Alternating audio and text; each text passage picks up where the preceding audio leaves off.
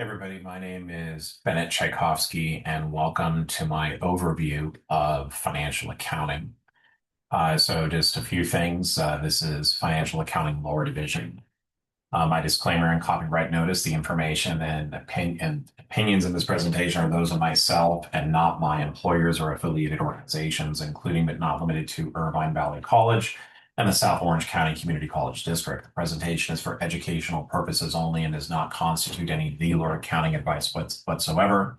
This presentation is copyright 2008 to 2026 by Bennett Tchaikovsky. All rights are reserved. Any distribution is strictly prohibited. Know that this presentation will refer to companies and other parties, third parties. I do not claim any copyright that belongs to those third parties. So let's go ahead and take a look at financial accounting. So if you are about to take this class, you want to kind of know how it's set up. This is really my video to help you get through that process. So let's go ahead and take a look. So most business majors have to take financial accounting and managerial accounting. If you are a community college student in California, best thing to do is to figure out, well, what school do I want to go to? And if I'm going to be transferring it as a business major, they're generally going to make you take lower division financial accounting and managerial accounting. Note that there's always going to be some caveats, however. For example, if you go to the University of Southern California, University of Spoiled Children, University of Superior Choice, University of Second Choice, if you're an anti-USC or a Bruin, terrible things. If you are in one of those schools, my students who transfer to the University of Southern California, they have to retake Accounting 1A and 1B in a combined course. So again, if you're in business, you generally have to take it. Now, when it comes to what is accounting, is it the language of business? I generally don't agree that it is. And it's mainly because when you think of the language of business, if you think about spoilage, for a restaurant, it's the lost food at the end of the night. Spoilage at Jack in the Box is going to be opportunity. How can we take the? I'm just kidding. They don't serve bad food. But really what we're learning in financial accounting is how business transactions are recorded and then summarized. And we're going to be learning about a common set of rules, or GAAP, which is not Old Navy or Banana Republic, but rather it is generally accepted accounting principles that governs how these transactions are recorded. If you're at a fancy university and they want to say, ooh, like, why don't we say something like IFRS? International Financial Reporting Standards. The Securities and Exchange Commission here in the United States doesn't follow it. So I don't talk about it. Now, the most important thing too is how are you going to go through and learn accounting? Well, for most instructors, the easiest thing to do is like, oh, the publishers come by, they say, why don't you use our stuff? Students, for you as an instructor, it's going to be real easy. You set up these assignments, and I've seen students on the other end of Connect assignments go absolutely bananas, and not in a good way. And these learning platforms, essentially, if you're taking a class with one of these, you can essentially just copy and paste the question, put it into AI, you may get an answer. Who knows? The way I choose to do accounting is a lot more old school. And what I do at Irvine Valley College, what we do for the online classes, which, are online except for exams, is that you have to basically take what I call a homework packet, and you have to handwrite out the solutions. Now, I give those solutions to my students in the form of a video and also in the form of a written solution or a typed solution. But the key is going to be handwriting out those solutions. I'm going to post something below where I had a meeting with the founder of Ninja CPA Review, and he absolutely agrees. And been doing this now for 12 years. If you're looking to go on in accounting, perhaps to go get your CPA license, you're going to want to handwrite it out. It's just, if you're using one of these products like Wiley Plus, Connect, Pearson, they may work for some people. They don't really work for everybody. A lot of them are wrong. They don't, for example, if you're using Connect, they don't require, and I think most of them, they don't require a description of the journal entries, which is absolutely incorrect. But the key is with accounting is it's basically you want to learn it via practice and repetition. The more you handwrite out things, the better it's going to sink in because again, we're kind of doing repetitive action. But the more you practice it, the more you build those financial statements. Very, very important. Now, many of you may be saying, well, Bennett, AI is taking over accounting, law, medicine, a lot of other professions, and I would absolutely agree with you. However, if you are going to be using artificial intelligence, for accounting, you have to understand how these transactions are recorded so that when the AI generates an answer, you know if it's going to be correct or not. So, for exams, and this is really kind of going to be a personal preference. I'll leave these down below, but when I give exams, I only give problem-based questions. Why do I do that? Uh, it's really about I want my students to be, if they go on in accounting, I want them to have the very best accounting education possible. And in my experience, that has come with problem-based testing. And it's questions I write on my own. Oftentimes I make mistakes on my questions. My students love to remind me of that, which because it's homemade, you can't get that magical blue coloring as, Jesse found out when he had to go down to go work for the cartel for that little bit, and then that cartel went away. But when you're going through and making exams, the ones with problem-based questions are by far the best. Multiple choice questions, to me, it just means that an instructor is very lazy. Now, probably the better one is like you do a combination of both. But if you are doing multiple choice questions, I know that at Irvine Valley College, we require that if an instructor is going to be giving MCQs, it's okay. However, the students have to show work. Frankly, if you're just giving multiple choice questions, it's an easy way again to grade. And this has really got a good reason for taking the easy way out. Um, this is really on the instructor side. I really believe that pretty firmly that doing anything other than an in-person exam for lower division financial accounting or not basically avoiding the use of multiple choice questions, it's just something you need to do. Now, in terms of the structure of financial accounting, like what do you actually learn in the class? Well, what do we hope you learn? Well, I have layered this with 5 exams, and this seems kind of crazy, but honestly, there's so much material in financial accounting that it's really one of the only ways to go. Now, you could be combining things. However, when I was teaching at Chapman University a while back, it was only meeting, instead of meeting 4.5 hours a week, it was only meeting, 2.5.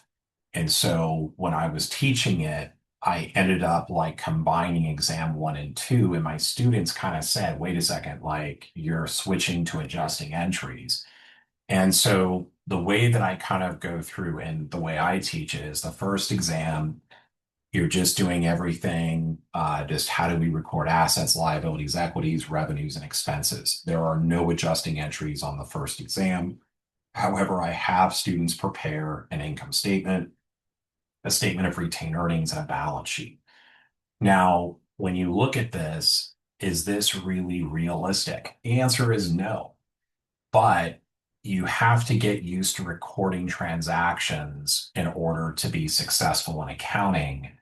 And if you had to record and adjust simultaneously, that would probably be a little bit of a disaster.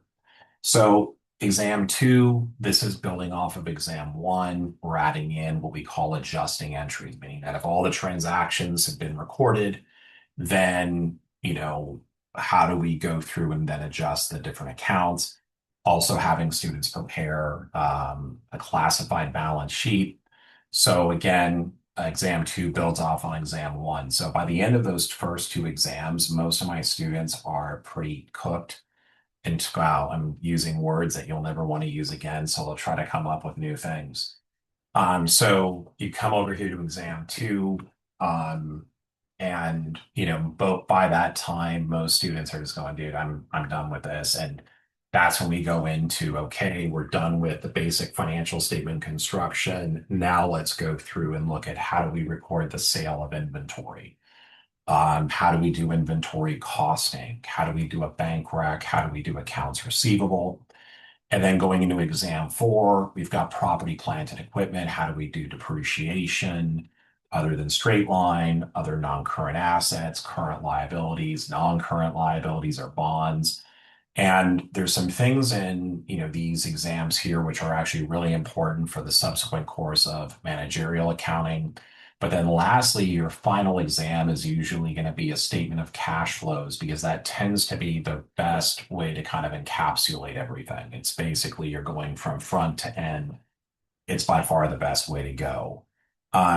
And lastly, there are some schools that will basically incorporate financial statement analysis. Now, this is something for me personally, which I think is really hard to do, other than if you're actually going to be doing a project, which I generally do for my honors class. So the financial statement analysis, or FSA, is something that I generally teach in managerial accounting. I still don't have it down correctly. It's still hard for me to go through and to do it. But again, it's something where with financial statement analysis, again, it's, how do we analyze the financial statement? It's something that I guess you could do it through this, but I've just found that if I'm doing financial statement analysis, then it's going to be harder for me to go through and kind of emphasize some of the other parts. Now, here's something that's really, really critical for you when you're going through and taking an accounting course or any other course. First thing you have to look at is this a fair instructor, right? And I'll never forget my first day of teaching at Pasadena City College. Student asked me flat out, she said, Bennett, do you suck as a professor? And I said, wow. And I replied back, I never have this good of a comeback, but I replied back with, well, if I suck as a professor, I want you to go like this. Give me a big thumbs down, like the movie Gladiator. And actually, I'd asked her first if he'd seen the movie Gladiator. She said yes. I was shocked. So a little Joaquin Phoenix right over there, big thumbs down. So, and I asked, well, why are you asking me that question? And then she said, you're not on Rate My Professors. And so from that point forward, I kind of have encouraged my students that after they take me, leave your honest feedback. I sometimes read it, but again, it's one of those things where at least if, and the problem is with that website is that usually people only write on it if they're pissed off or if they're going to write something congratulatory.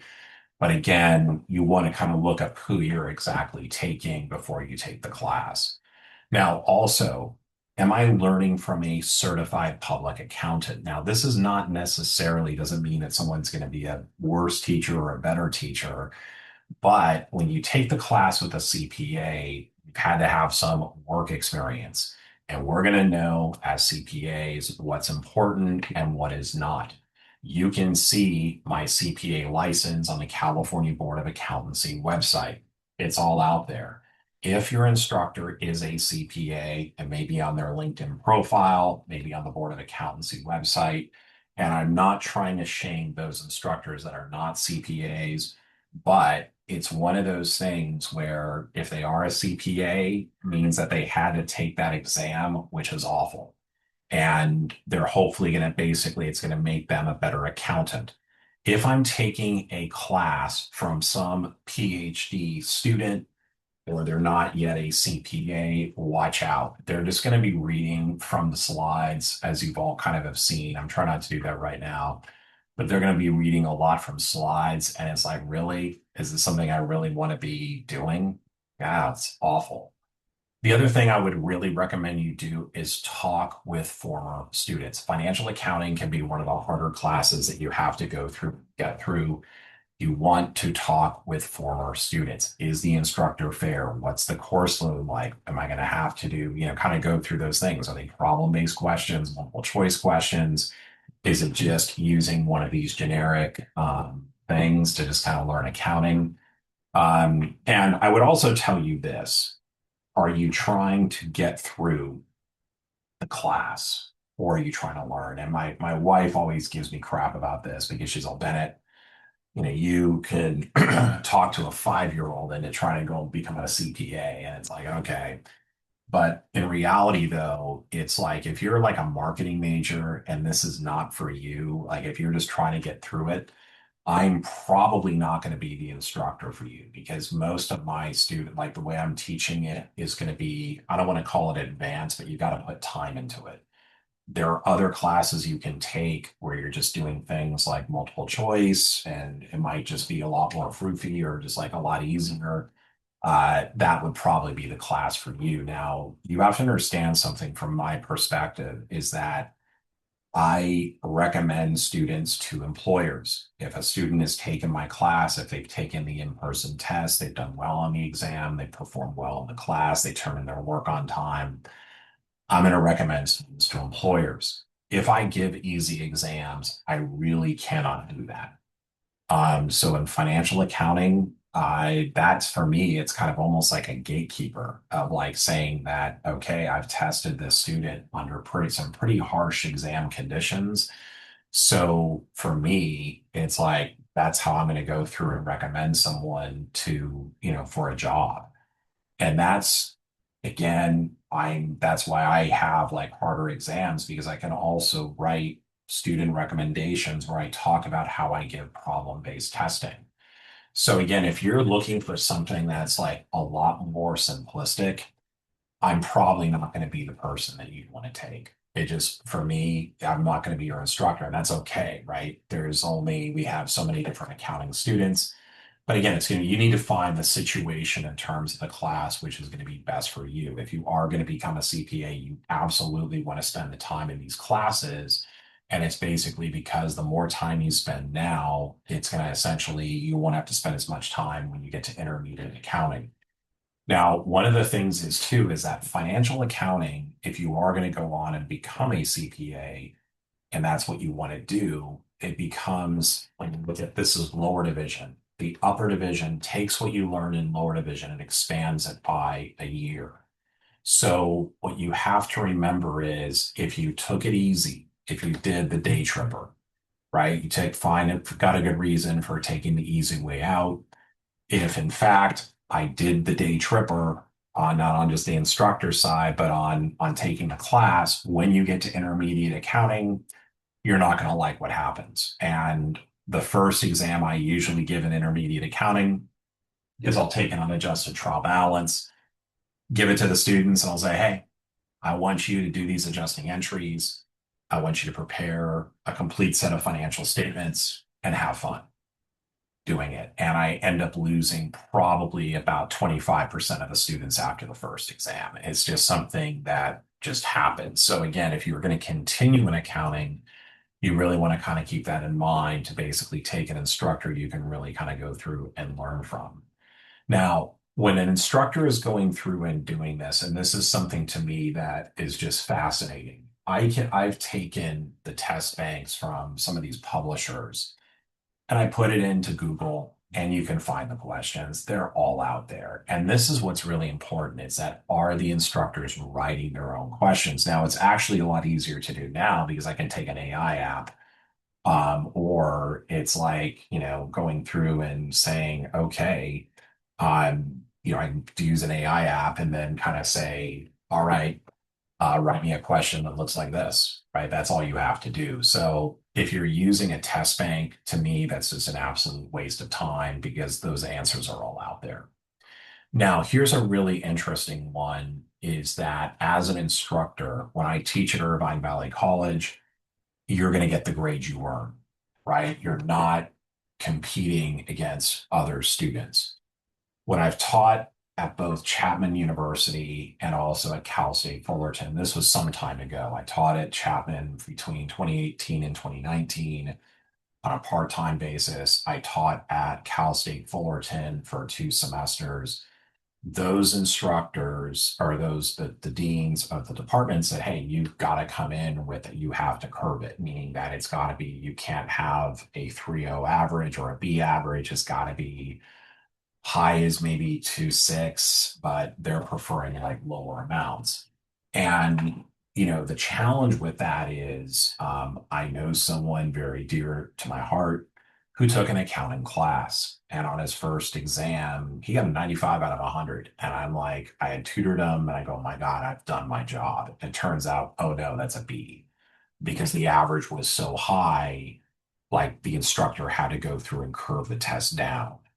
And if you're in that kind of a situation where you're in a very competitive class, again, watch out, right? That means that you're going to have to make sure that you're basically taking it from someone who is really going to be, I can make a class really brutal.